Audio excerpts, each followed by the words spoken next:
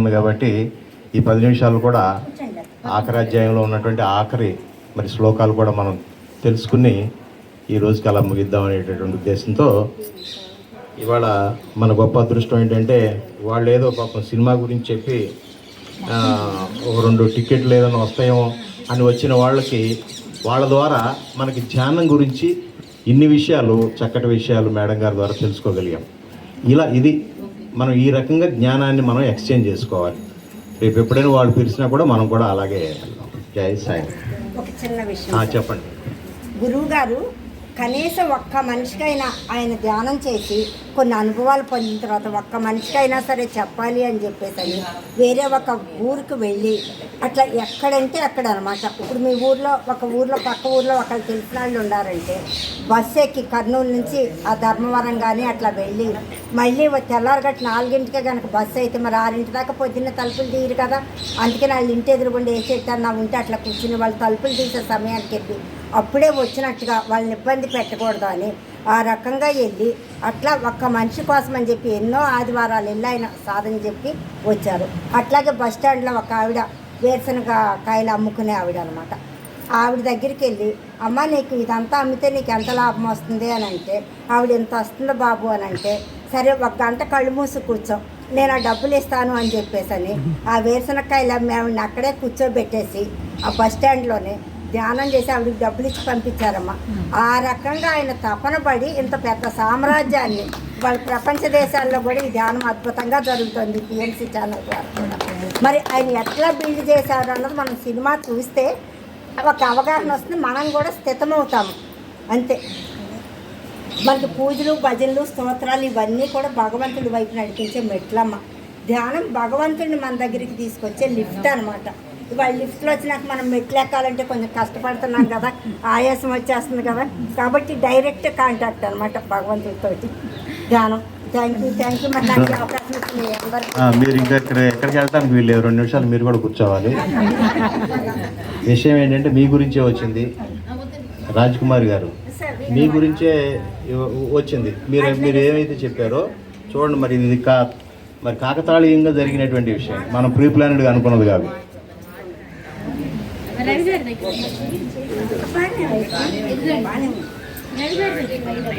Water bottle ఇచ్చింది.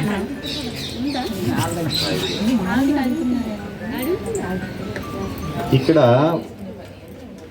దయచేసి మాట్లాడకండి, ఈ విషయం మనం డైవర్ట్ అవుతాం. ఇది చూడండి భలే ఎలా మ్యాచ్ అయిందో. ఇక్కడ అంటున్నాడు అర్జునుడు అంటున్నాడు, ఇప్పటి వరకు శ్రీకృష్ణ భగవానుడు మాట్లాడాడు, సరే జ్ఞానోదయం అయింది అన్నాడు, నువ్వు ఏది చెప్తే అదే బావా అన్నాడు. అలాగే మనం కూడా గురువు చెప్పింది, శాస్త్రం చెప్పింది, ఎవరైతే సత్యం చెప్పారో దాన్ని మనం అలాగే అనాలి. ఎందుకు? మనం వారు చెప్పింది మనం ఆల్రెడీ విన్నాం, కొంత చూసాం, మనం ఇక అనుభవంలోకి తెచ్చుకోవాలి. అనుభవంలోకి తెచ్చుకోకుండా ఇదంతా ట్రాష్ అంటానికి ఎవరు నువ్వు? అసలు నువ్వు వండాలిగా, వండి సరిగా దాన్ని కరెక్ట్ పాడులో వేసి రాకపోతే అప్పుడు అనుకోవచ్చు, అసలు ప్రయోగమే చేయలేదుగా. ఇక్కడ అంటున్నాడు విద్యతే హృదయ గంధిశ్చద్యంతే సర్వసంశయా క్షీయంతే చాస్య కర్మాణి తస్మిన్ దృష్టే పరావరే అను ఉపనిషద్వాక్యం ప్రకారం మీ సత్యం రుజువు చేస్తున్నది. ఇక్కడ కరిష్యే వచనం తవ అంటే ఇక్కడ ఏం చెప్తున్నాడు? ఇంతకాలం చెప్పిన తర్వాత ఎస్ మీరు చెప్పినట్టు నేను చేస్తాను అని అర్జునుడు అనగలిగాడు అని అంటే ఇక్కడ స్వామి ఏం చెప్తున్నాడు చూడండి. రోగికి ఆరోగ్యం కలిగిన దానికి గురుత ఏంటి? అనారోగ్యంతో పడి ఉన్నాడు, అతనికి ఆరోగ్యం కలిగిందని మనమేం డాక్టర్లు కాదు, ఏం చేయబుచ్చుకోలేదు, దగ్గరికి వెళ్ళి స్టెత్ పెట్టలా, కానీ అబ్బా ఆరోగ్యం వచ్చినట్టుందే అని మనం ఎలా అనుకుంటాం? వాడు మంచం మీద నుంచి లేచి టకా అటు ఇటు తిరుగుతుండగా అనుకుంటాం కదా.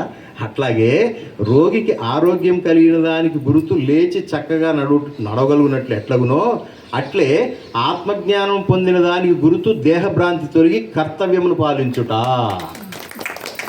సరే, ఇదే మాటలు ఇంక ఎంత గొప్ప పిఎం ఉన్నా సీఎం ఉన్నా ఎవరున్నా కూడా ప్రపంచ మహాసభల్లో అయినా కానీ ఆవిడ మాట్లాడగలరు. ఎందుకు అని అంటే దేహభ్రాంతి తొలగిపోయిన వాళ్ళకి కర్తవ్యం గుర్తు వస్తుంది. చూసారా, ఈ కుటుంబం అంతా, ఈ జగత్తంతా నా కుటుంబం అనేటటువంటి ఆలోచన వస్తుంది. కాబట్టి నా వంతుగా నేనేం చేయాలి అనేటటువంటిది వస్తుంది. ఇప్పుడు సిగ్గు, బిడియము, దేహభ్రాంతి ఇవన్నీ పోతే, ఇవన్నీ ఎందుకు పోయినాయి? నేను దేహమును కాదు ఆత్మని అనేటటువంటి జ్ఞానం రాబట్టి. అలాగే ఇక్కడ కూడా అలాగే చెప్తున్నాడు. అట్లే అర్జునునికి అజ్ఞానం శమింపబట్టి మీరు చెప్పినట్లు చేసేదనని శ్రీకృష్ణ పరమాత్మ పలికి కర్తవ్య నిముఖుడయ్యాడు. అంటే మన కర్తవ్యాన్ని మనం కరెక్ట్గా పాటించాలి అని అంటే మనం ఆత్మజ్ఞానం కావాల్సిందే. కాబట్టి మరియు లోకంలో ఒక శిష్టాచారం కలదు. శిష్యుడు ఎంత పై స్థితికి పోయినప్పటికీ గురుభక్తిని, గురువాక్య పాలనను వదలరాదు. అదే పని చేస్తుంది ఆవిడ.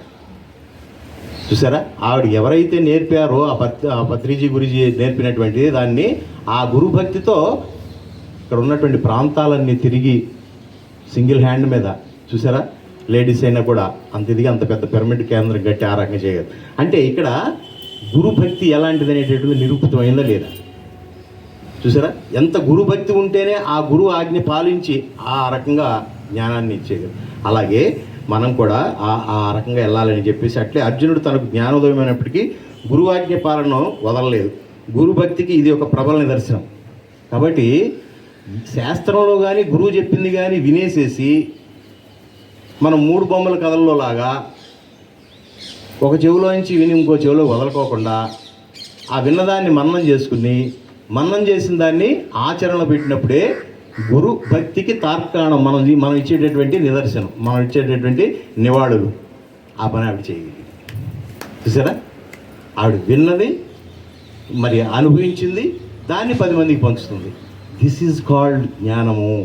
ఇటువంటి జ్ఞానవంతులు అవ్వాలి మనం.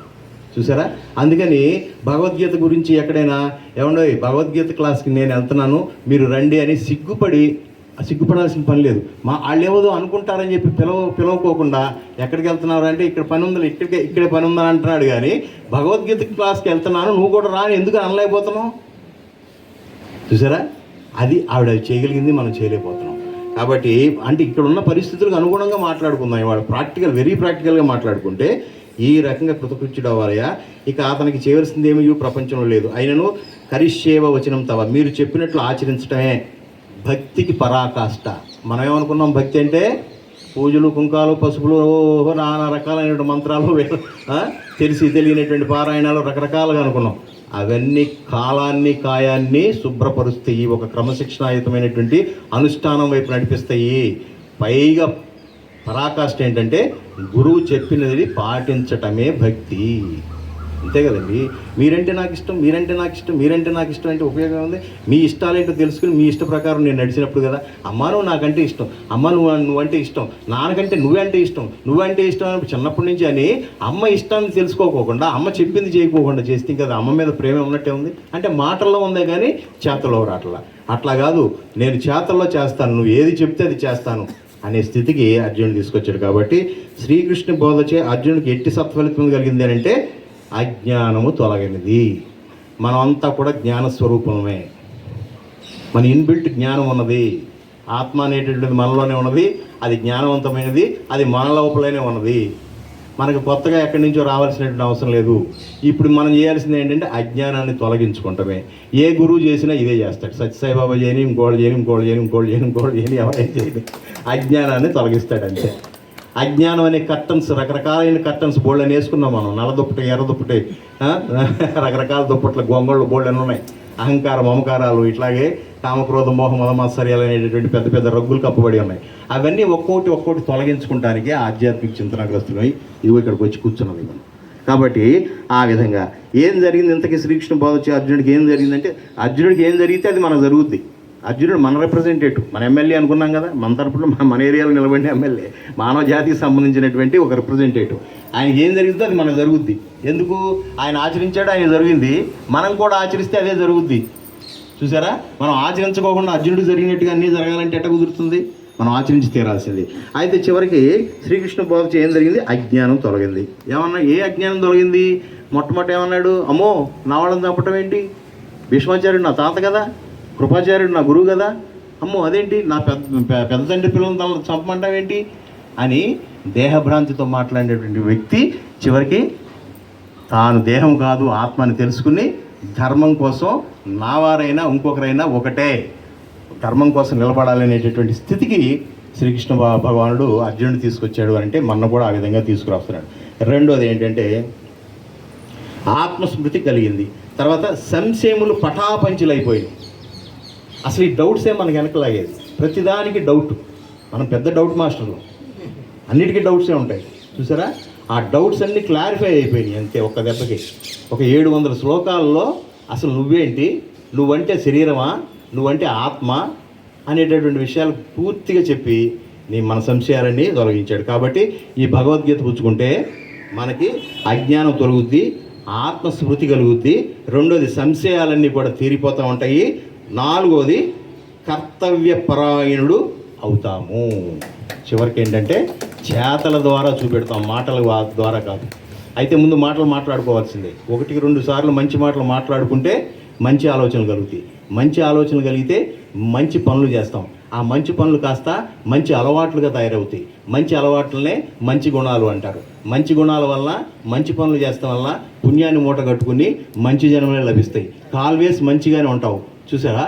కాబట్టి ఈ మంచి ఆలోచన ద్వారా మంచి గుణాలను ఎలా ఏర్పరచుకోవాలి అని అంటే ప్రాథమికమైనటువంటి మెట్టు మనసులో మంచి ఆలోచనలు రావాలి. మంచి ఆలోచనలు రావాలంటే మంచి ఎన్విరాన్మెంట్ ఉండాలి చూసారా. అదే సత్సంగత చూసారా. అందుకే సత్సంగాలు. ఇటువంటి వాతావరణంలో మంచి తప్ప మనం ఒక అరగంట గంట నుంచి ఇంకొక మనకు అసలు లోకంతో పని లేదు చూసారా. అరగంట మనం అసలు ఎక్కడికి వెళ్ళిపోయామో మనకే తెలియదు.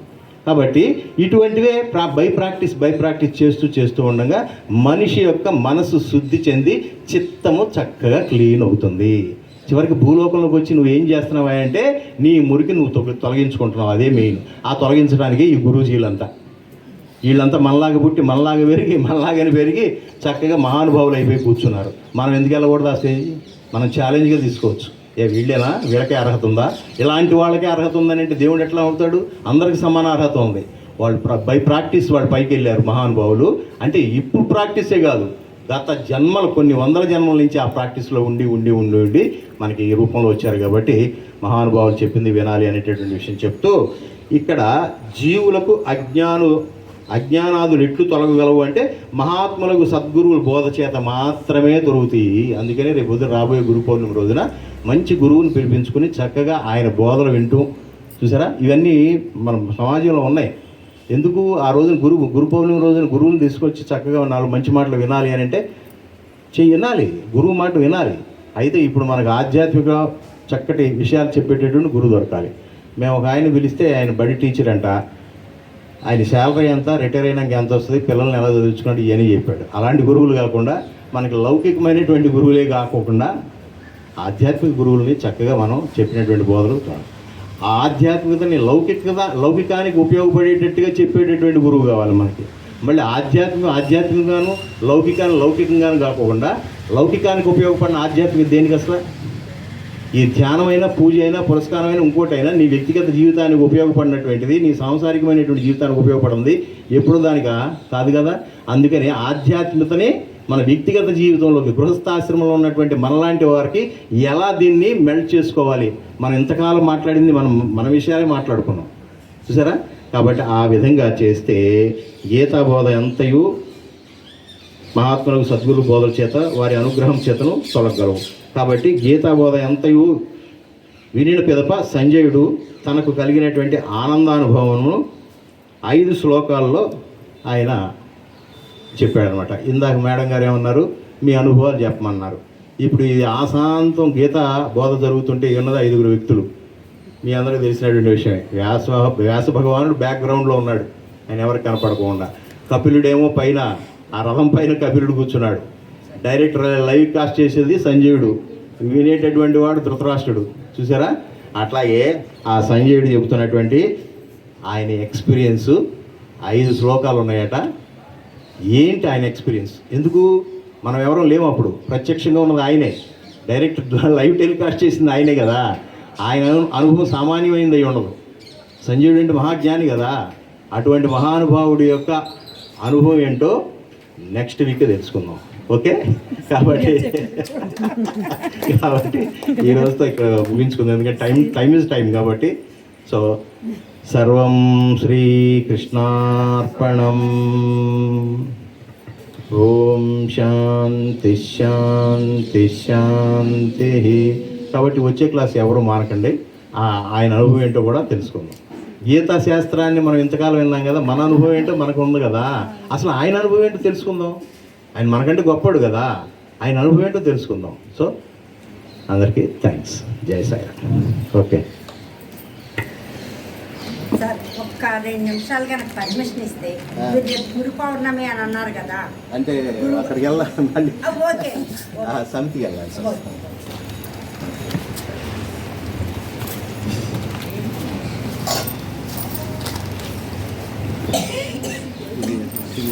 లోపల పెట్టండి. దీనిలో బ్యాటరీ తీసేయాలి.